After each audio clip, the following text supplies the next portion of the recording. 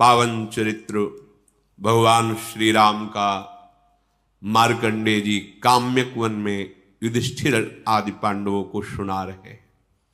प्रसंग चल रहा है भरद्वाज जी के आश्रम में समस्त अयोध्यावासियों के साथ भगवान वशिष्ठ जी, भरत शत्रुघ्न जी, निषाद राज गुह आदि।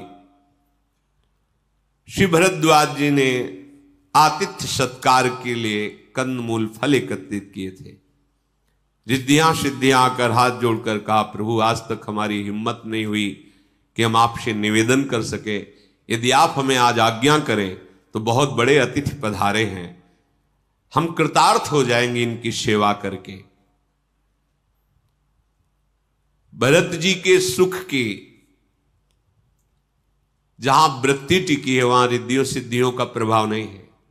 जो भगवत प्रेम रस है, भरद्वाज जी ने आज्ञा कर दी, ऐसे वास स्थान, ऐसी भोग सामग्रियां जो वरुण इंद्र ये बड़े बड़े लोकपाल ललचा जाएं, ऐसी व्यवस्था सिद्धियों ने की। सुंदर एक एक अयोध्यावासी के पास कई कई सेवक सेविकाएं, सिद्धियां अद्भुत, जिसके मन में जरा सा भी कुछ भी वो सब उपस्थित।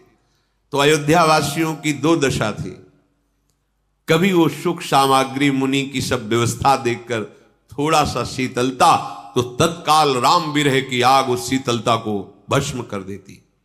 लेकिन भरत जी के हृदय में कोई भी प्रभाव नहीं पड़ा। संपत्ति चकई भरत चक मुनियायसु खिलवार, तेहि निसि आश्रम पिंजरा, राखे भाभिनुसार। जैसे कोई खिलवाड़ में रात्रि में एक पिंजड़े में चकवा चकवी को बंद कर दे, तो इनका ऐसा विधान है कि रात्रि में इनका मिलन नहीं होता। पूरी रात्रि उसी पिंजड़े पे रहेंगे, लेकिन अलग अलग मुख रहेंगे। ऐसे ही मानो भरद्वाज जी ने खिलवाड़ किया आश्रम रूपी पिंजड़ा में श्री भरत जी रूपी चकोर को, संपूर्ण सिद्धियां रिद्धियां ये सब, लेकिन पूरी रात बीत गई, स्फुरण भी नहीं हुआ भरत जी के हृदय में कि कुछ है भी। वही राम विरह के आंसू चलते रहे। कैसे प्रातः काल हो, कब जाऊं, कब प्रभु को देख पाऊं, वही ये है भगवत प्रेम। कोई भी सिद्धि, कोई भी रिद्धि, कोई भी सुख संपत्ति भक्त के हृदय को सुख नहीं प्रदान कर सकती। भक्त का हृदय तो सुखी होता है प्रभु के नाम में, प्रभु के रूप में, प्रभु की लीला में, प्रभु के धाम वैभव को देख करके। प्रातः काल हुआ, भरत जी तीर्थराज प्रयाग में पुनः स्नान किए, फिर समस्त मुनियों की चरण वंदना की, आज्ञा लेकर आशीर्वाद पाकर जो रास्ता पहचानने वाले कुशल पथ प्रदर्शक थे वो आगे आगे चले। भरत जी, भगवान वशिष्ठ जी, संपूर्ण अयोध्यावासी भगवत दर्शन के लिए जा रहे हैं। भरत जी की ऐसी शिथिलता, प्रेम विवस्था देखकर निषाद राज गुह भरत जी का हाथ पकड़कर संभाल के चल रहे हैं। भरत जी मानो साक्षात प्रेम मूर्तिमान होकर चल रहा है। बस शरीर चल रहा है, आंखों से आंसू, रोमांच, बड़ी शिथिलता है। निषाद राज गुह संभालते हुए भरत जी को चल रहे हैं। नंगे पैर हैं भरत जी, ना सिर पर छत्र है, ना चरणों में पादुका है। नहीं पद त्राण शीश नहीं छाया, प्रेमु नेमु व्रत धर्मु अमाया। न पैरों में पादुका है, न सर पे छत्र है। प्रेम, नियम, व्रत, निष्कपट सच्चा भाव डूबे हुए भरत जी चल रहे हैं। सखा निषाद राज से पूछते जाते हैं, इसी मार्ग से सिया राम लखन गए हैं। कहां कहां किस किस वृक्ष के नीचे बैठे आपको पता है। भरत जी वहां मस्तक पधराते हैं, यहां सिया राम जी बैठे थे, यहां प्रेम प्रफुल्लित हो रहे हैं। जहां भरत जी चरण रखते हैं तो पृथ्वी जी कंकड़ कुश कांटे ये सब हटा लेते हैं, एकदम कोमल, मानो पृथ्वी अपना हृदय बिछा रही जहां जहां भरत जी चरण पधरा रहे हैं। ऊपर से जहां भरत जी के ऊपर धूप पड़ती तो मेघ छाया किए हुए हैं। किए जाहि छाया जलद सुखद बहई बरबात, तसमगु भयउ न राम कहां जस भा भरत ही जात। ऐसा तो जब प्रभु जा रहे थे तो नहीं हुआ था, जैसा भरत जी जा रहे तो हो रहा है। भूमि एकदम कोमल सुकोमल हो जा रही, ऊपर से मेघ छाया किए हुए जा रहे हैं। जितने भी खग मृग पशु पंछी जो श्री राम जी के दर्शन पाए थे वो सब भरत जी को देखकर प्रेम विकल हो रहे हैं। राम जी के दर्शन से परम पद के अधिकारी हो गए, पर भरत जी के दर्शन से परम पद प्राप्त कर लिए।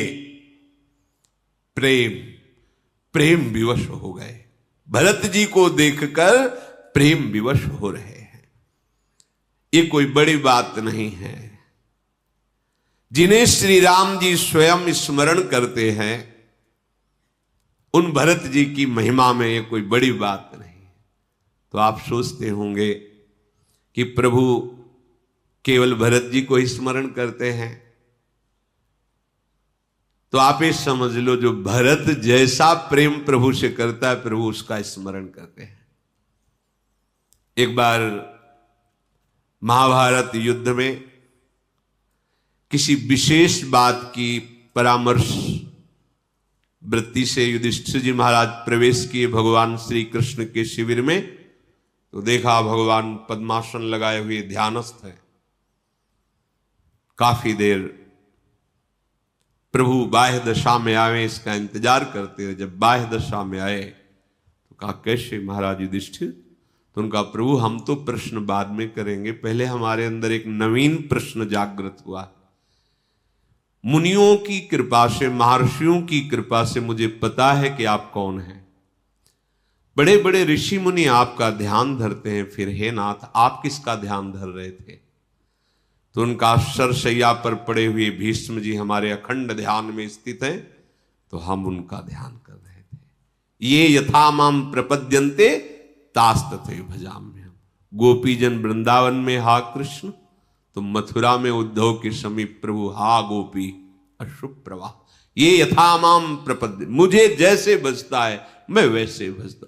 भरत जी के हृदय की जो प्रेम स्थिति है, भगवान उसी प्रेम स्थिति में स्थित होकर भरत जी के लिए व्याकुल है, भरत जी का स्मरण कर रहे हैं।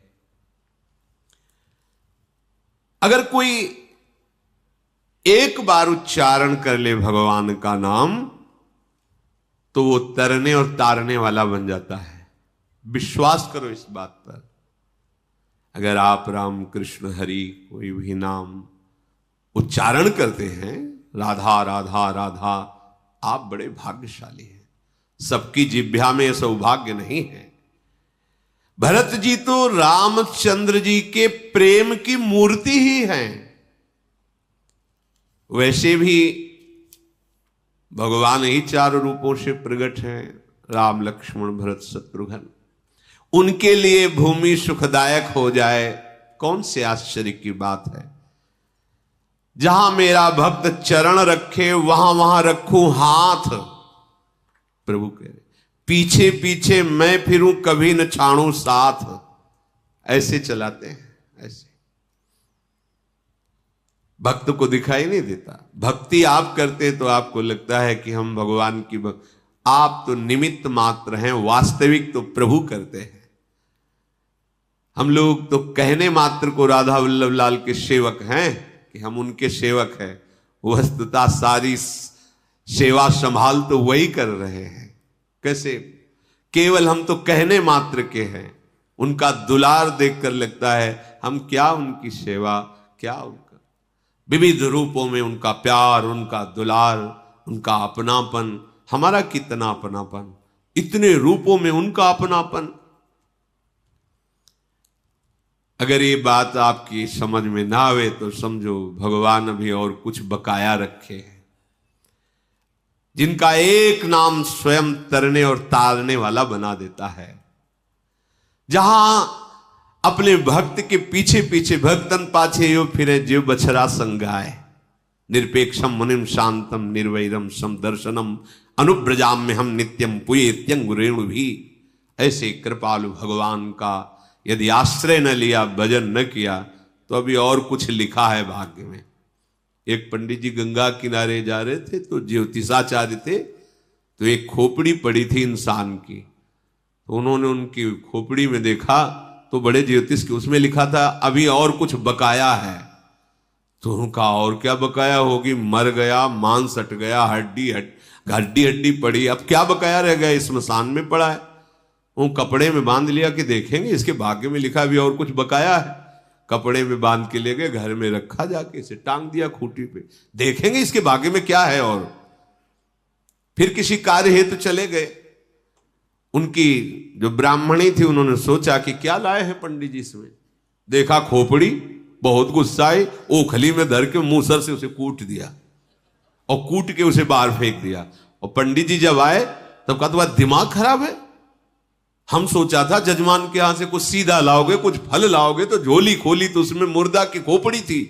तो बोले किया क्या, बोले मूसरों से कूट के बाहर फेंक दिया। बोले यही लिखा था, अभी और कुछ लिखा था। तो अब सोच रहे थे क्या लिखा था, तो यही लिखा था कि अभी खोपड़ी पे मूसल चलेंगे, अभी ये चूर चूर होगी। तो अगर इतने समझाने पर भी समझ ना आवे तो समझो अभी कुछ और लिखा है, वो इसलिए नहीं समझ में आ रहा है। भरत जी के प्रभाव को देखकर इंद्र जी तो घबरा गए। देवराज इंद्र को लगा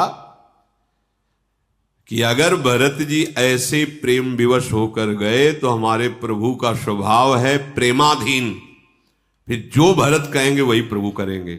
और भरत जी कहेंगे कि राज तिलक अयोध्या वापस, तो हमारा सब बना बनाया काम बिगड़ जाएगा। बृहस्पति जी से कहा प्रभु आप वही उपाय कीजिए जिससे भरत और राम का मिलन न हो, क्योंकि प्रभु के स्वभाव को हम जानते हैं, बहुत प्रेमी हैं। और भरत जी तो प्रेम के समुद्र हैं, ये जहां गए तो निश्चित सब बात बिगड़ जाएगी। ये राम का राज्याभिषेक कर देंगे, राम जी अयोध्या वापस आ जाएंगे, ये मुनियों को खाने वाले निशाचरों का वध और रावण जैसे महापराक्रमी का नाश कोई दूसरा नहीं कर सकता। इंद्र के वचन सुनकर बृहस्पति जी हंस दिए और कहा तुम्हारे हजारों नेत्र हैं पर तुम्हें दिखाई नहीं दे रहा, तुम्हें अभी अज्ञान समझ में आ रहा है कि घेर लिया है। अरे तुम प्रभु के प्रेम में मत वाले भरत जी के ऊपर माया प्रयोग की बात सोच रहे हो। मायापति सेवक सन माया करई तो उलटी परई सुर राया। अगर भगवान के दास के मार्ग में कोई विघ्न डाल दे तो वो विघ्न उलट कर कई गुना होकर उसी का नाश कर देता है।